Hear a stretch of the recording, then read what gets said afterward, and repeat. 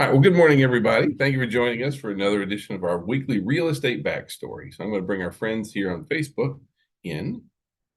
You get to look at us really up close and personal while I do For that. those of you that are going to the inaugural and conference this week, have fun. It's really packed with information Hmm. and a lot of good networking and also just overall understand your industry. Yep. All right.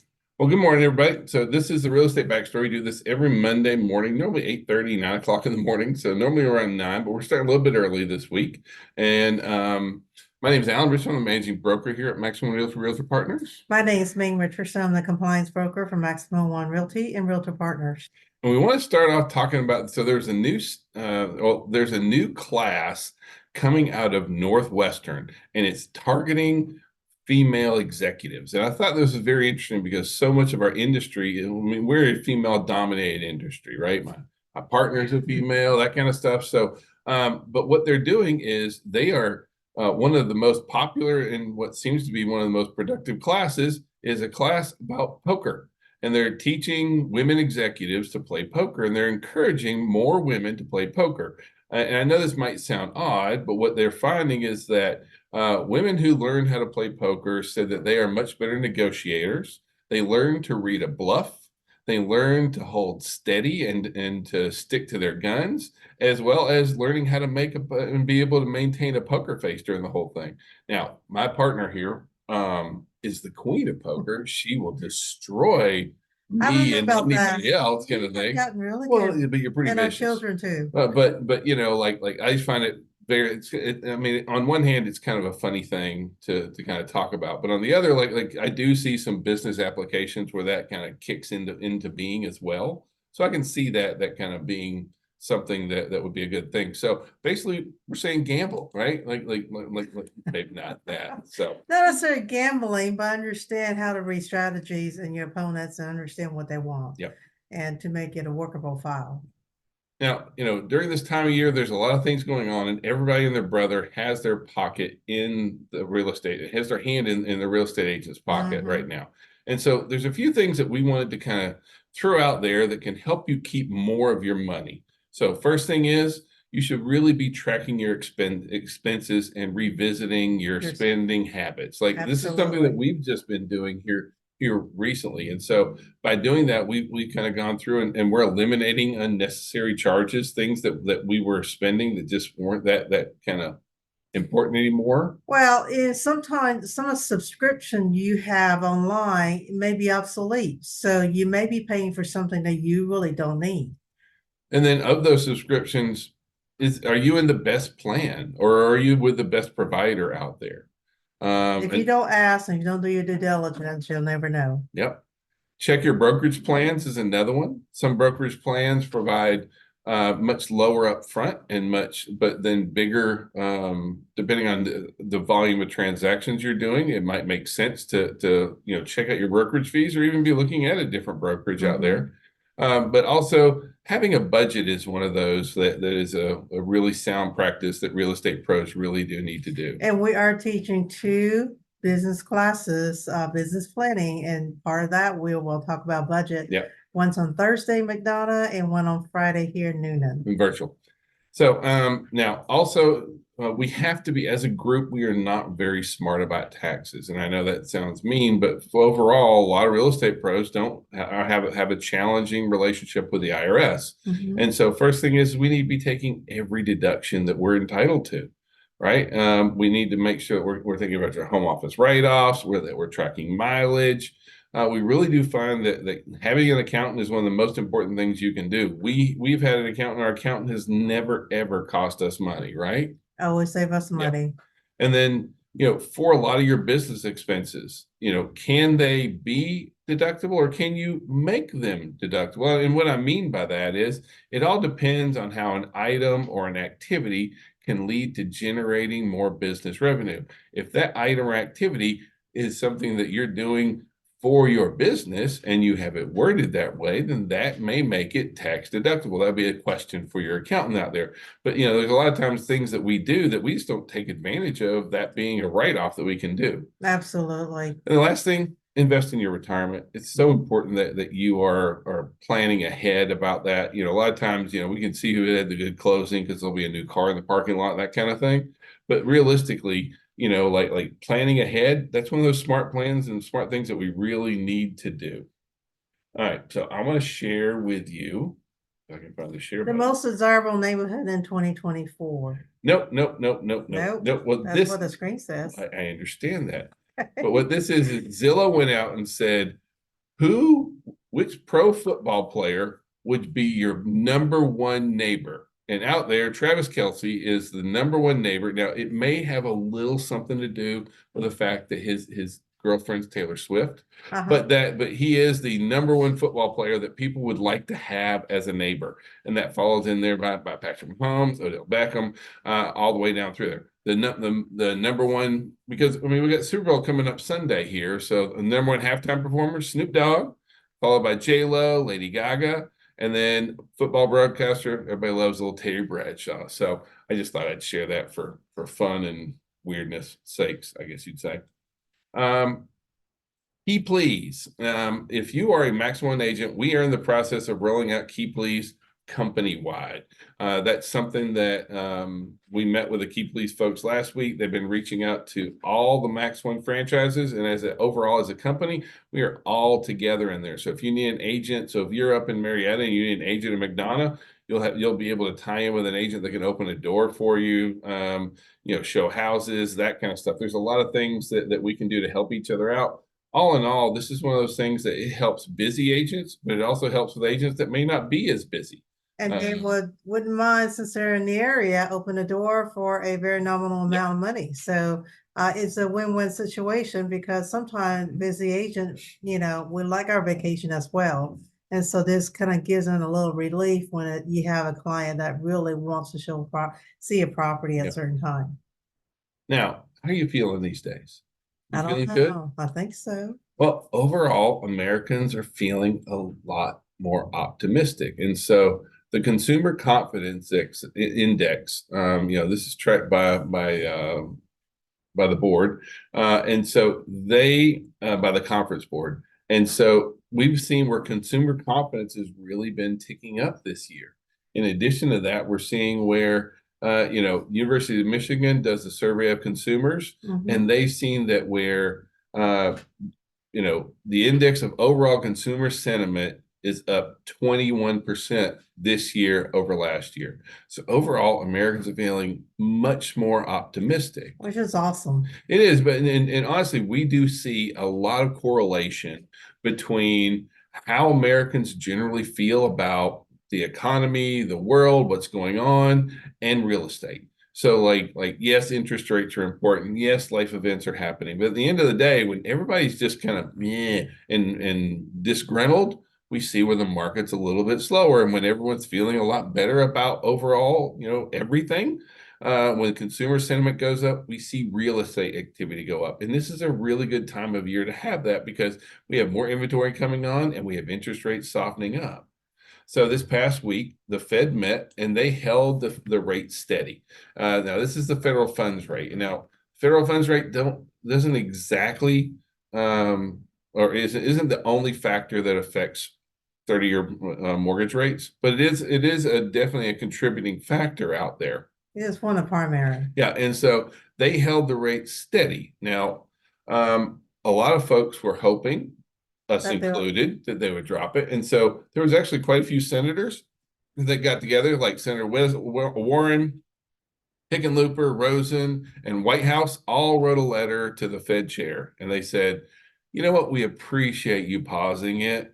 And that was a decent first step. But hey, how about you drop the thing now? We really need some help, kind of thing. And their wording is way more eloquent than Allen's out there, kind of thing. But at the end of the day, they wrapped it up with, we urge the Fed to reverse its aggressive hikes to the federal funds rate in 2024. Oh, and we agree. We need to see some softening out there. So let me show you. This is how it looks. So the light blue line is inflation. And you can see where in the past, those numbers kind of worked out really, really close. And then we saw where inflation shot up in 2020, 2021, 2022 kind of thing. Huge. And now the Fed was much slower to react. And so you can see that as the light blue line went up, well, eventually the Fed started moving up pretty much as aggressively as inflation did.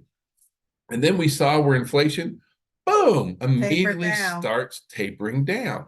And the Fed, while they have paused the rates, what we're seeing is that inflation is heading down. Interest rates follow inflation rate. And so as we've seen inflation, now inflation is going to kind of do this thing for a little bit. We are seeing where it's tapering off.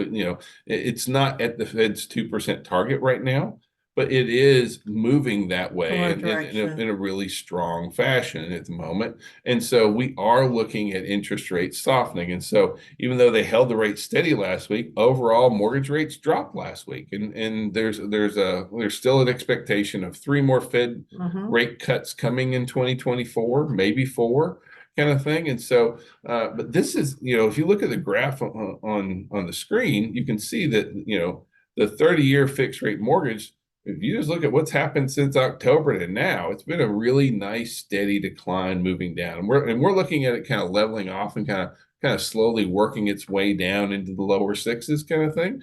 That's what we see kind of moving forward, but we feel very, very confident about that. Now, because of this move, gosh, look what's happened to buyers. And like as the mortgage rate changes, that changes how much home that our buyers can afford. So if a home buyer was on a $3,000, so if they were trying to have a $3,000 monthly budget, they've gained $40,000 in purchasing power just since October. Just in that short amount, what are we, 4 months, 5 months kind of thing? 4 months. 4 or 5 months. Um, Home buyers, at that price point now, is it going to be the same? Is it going to be $40,000 for someone at a $2,000 budget? No, No. but still, it's all going to work out to seeing like as we see interest rates softening, we are seeing where that really is allowing our buyers to have more buying power. Their money's going a lot farther, and that's a really good place for us to be. So another thing, just really quickly, like you think we'll be going back to 3%, May? How about those 2.5? Never. Never. And I so mean, we need to be the realistic reason why about we that. even got there is because federal government was loaning the mortgage lenders zero Yeah, percent interest rate. So that probably will never happen again. it was artificially created that time. So now for our buyers, even though we're seeing interest rates coming down, like we still hear and right now we're seeing where, and I'll show you in a minute, rental rates have been going down. Mm-hmm. And so how long, given what's going on with the interest rates and everything happening, how long does it take to break even? And there's some new data out there that really kind of ties in because like if you're not going to buy a home and you're just gonna rent, well, you do something with that money. So whether you have a 2% rate of return or a 6% rate of return, it does affect you. It's not like your money wouldn't be somewhere. Even if you just kept it in your savings account, it's gonna do a little bit. So Correct. factoring that in, what we see is that for the average buyer, now if you had a 3% rate, which is not realistic, but it would only be a couple of years for For you to break you, even. whether it's a 2% or a 6% return on investment. However, if you look at that 6% and that 7% rate, so let's just say let's just say you're high at the 7% rate.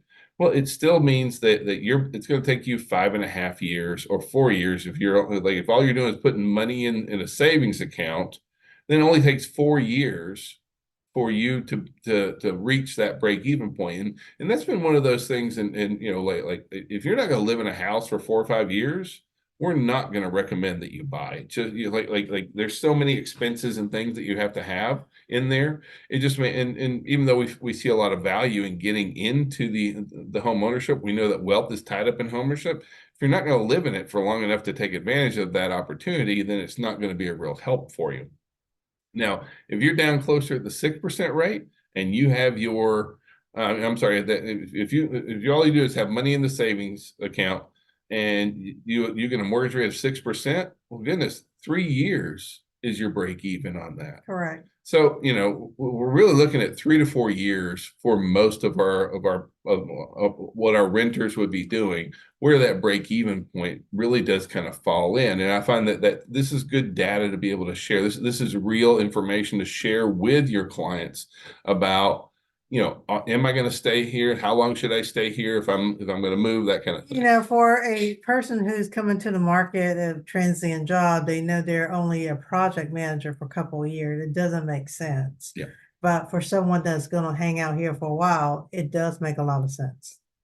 Now, let's talk a little bit more about our first-time home buyers, because first-time home buyers by living situation really have kind of a interesting dynamic going on. And so if your first-time buyer rented a home, I'm sorry, if the first-time buyer was renting, then on average, they are going to be buying a home over $100,000. Now, over half of them will. Now, if they lived with family, first of all, the folks who are renting have a median income of $103,000.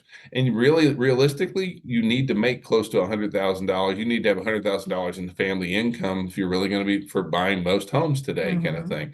If you're living with family, the median income is, 3/4 of that, around $75,000. And that really does change your payments around. And so we find that only 35% of those folks can really afford to. So I guess what we're saying here is, what should you target?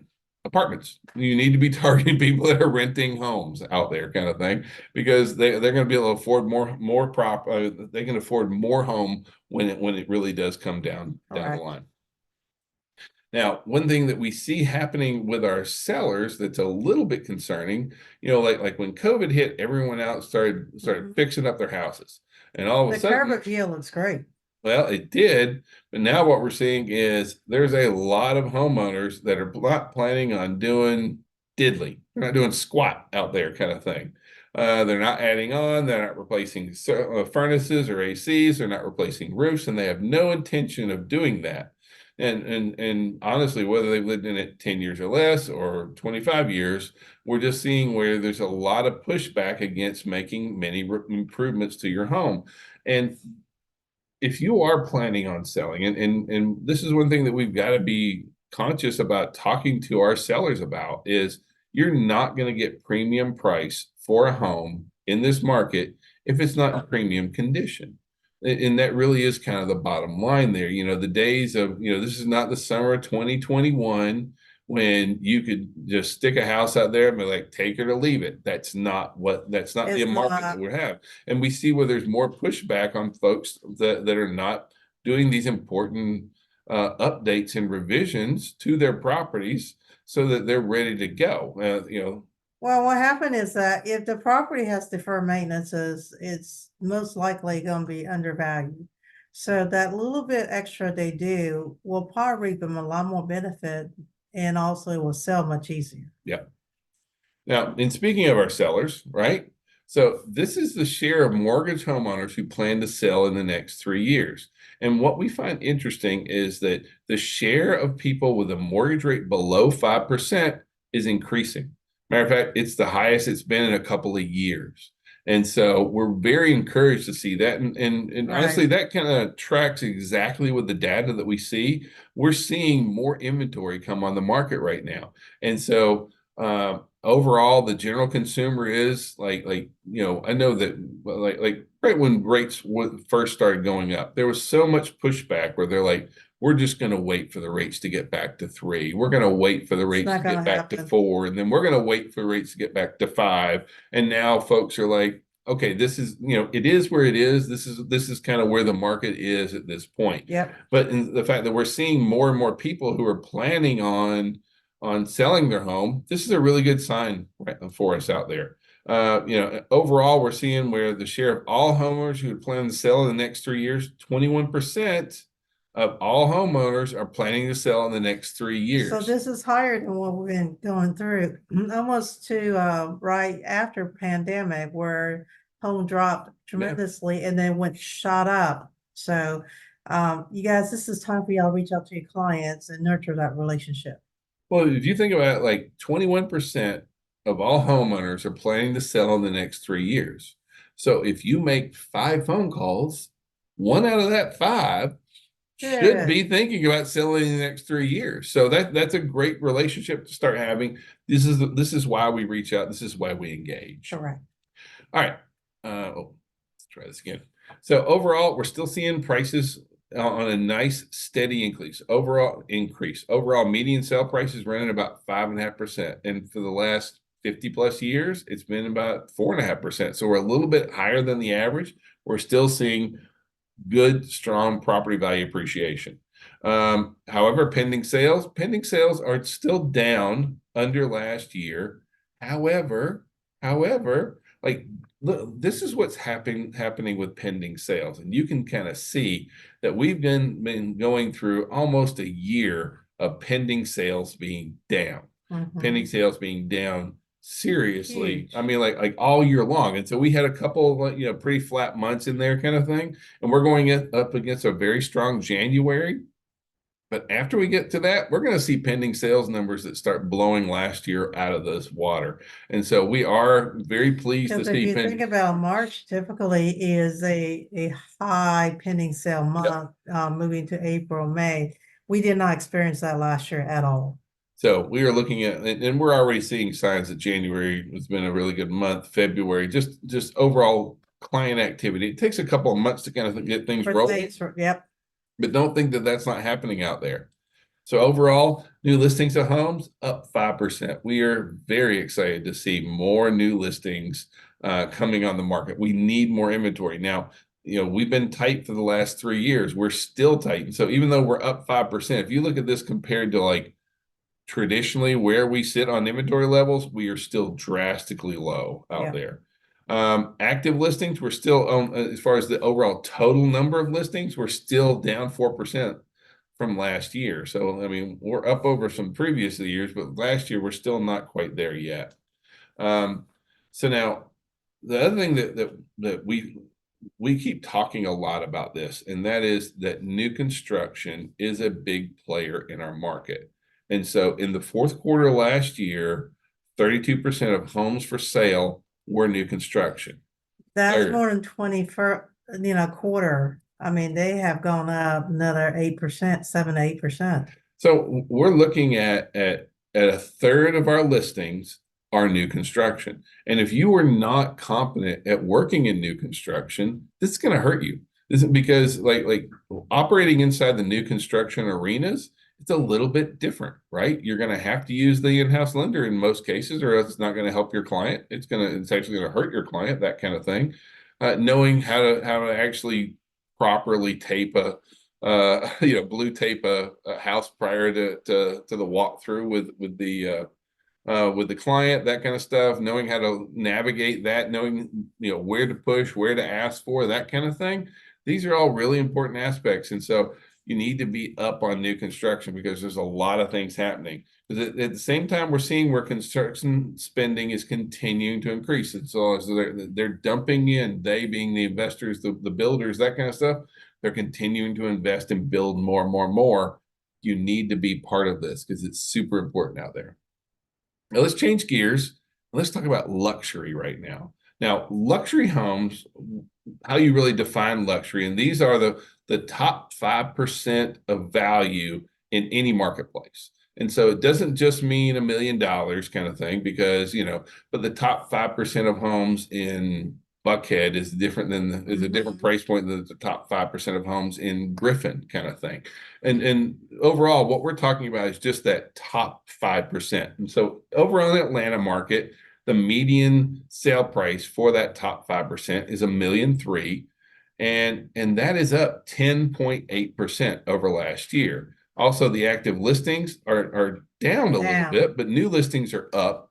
And it right now it reflects about 38% days on market. But what you got to look at is what's going on inside the luxury market, because what we're seeing is that luxury prices have risen at twice the pace of non-luxury prices. And so luxury homes, the share of luxury homes being bought for all cash, record high. It really is, it's through the roof out there.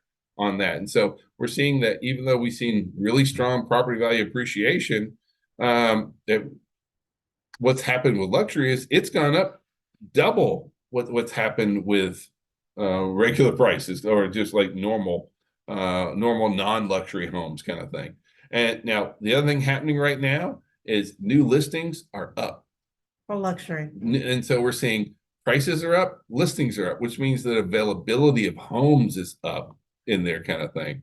And so when new listings increase, we're also seeing where total inventory, not just the new, but the total inventory is also increasing. And so this is one of those that we hear a lot of agents that ask us about, I want to do more in luxury. I want to operate in this luxury space. And it is a very lucrative place to be right now. It's also a lot of more maintenance on that one. And when I say maintenance, that's probably not the right word. The clientele desire more catering. So you need to know how to speak their lingo, what they really mean, and listen carefully, because when you don't, you won't be the agent for them. Well, and that, like when you're dealing with luxury clients, like you, there's a lot of the perks that are thrown in on there on doing that kind of stuff. And so, but just operating in that luxury space is a really solid place to be. And you shouldn't be intimidated by it. It really does come down though to the level of service that these clients expect, and the level of service that you're prepared to provide. And when Alan say perks, meaning marketing. Make sure you have more than just your average marketing tools. And communication is a key Well, on but this one. if we're marketing a luxury listing, we may spend $1,000 on video and pictures and video kind of stuff. Well, our marketing expenses are going to be much higher in there Correct. too. It's not, we've gone out and done pre-appraisals on some of our luxury listings in the past just to be sure that we had our values right. We've had stagers come in and work with our clients on that, and all that's part of it because and so we wouldn't have much higher expenses. It requires a little bit more time and attention with these clients, and then but the other side of that is it's a pretty good payday too. It's a great So, payday. um, now, changing gears completely, let's look at what's happening on apartments. And basically, what we're seeing is that in apartments, vacancy rates are up. And when vacancy rates go up, what happens to overall rents? They go Goes down. down. So this is a great time for your potential client that wants to buy their own homes to save some money, put aside the money for down payment. we really don't feel like we're competing with the rental market. What we see is that rental market is a great place for folks to save for their down payment. Absolutely. So if their rents are going down, they still want to own a home out there. One other thing I wanted to kind of share with you just really quickly is that the overall the rent CPI is gradually receding, and what that means is the how inflation is tracked based on rents lags behind for a year. And so we saw where rents went up and that drove inflation up. But then rents came down drastically. However, it's taking it another year to get there. And so we're seeing that happen right now. Now, me mention it, but this is our week of Realtor Day at the Dome. Aim at the Dome. And so that's going to be Thursday this week. If you haven't signed up, they are sold out. But if you have signed up, please don't forget to go. It's a great day. And your local board member has bus and shuttles, so you're not having to fight to find a parking spot. So please do go. Now, also, don't forget to get your Max One Market swag for all your Max One needs. Now, this week we have so much education going on, it's not even funny. So we have relaunch happening here in our Noonan office. And so that is our free 25-hour post-license class. It's Monday, Wednesday, and Friday this week and next week. So we also have lead generation happening virtually today. Tomorrow, we have 2024 GAR contract changes by the marvelous Martin at our Conyers office. Yep. Wednesday, we have marketing and technology secrets. That's going to be virtual as well. Thursday, we have business planning for a real estate professional. That is an in-person class in our McDonough office. And then if you don't want to do it in person, we have it virtually on Friday as well. So we hope that you guys have a great week. If we can be of any kind of service, please call, text, smoke signals, We do it all. Hope you guys have a fantastic one. Thank you and happy Monday. And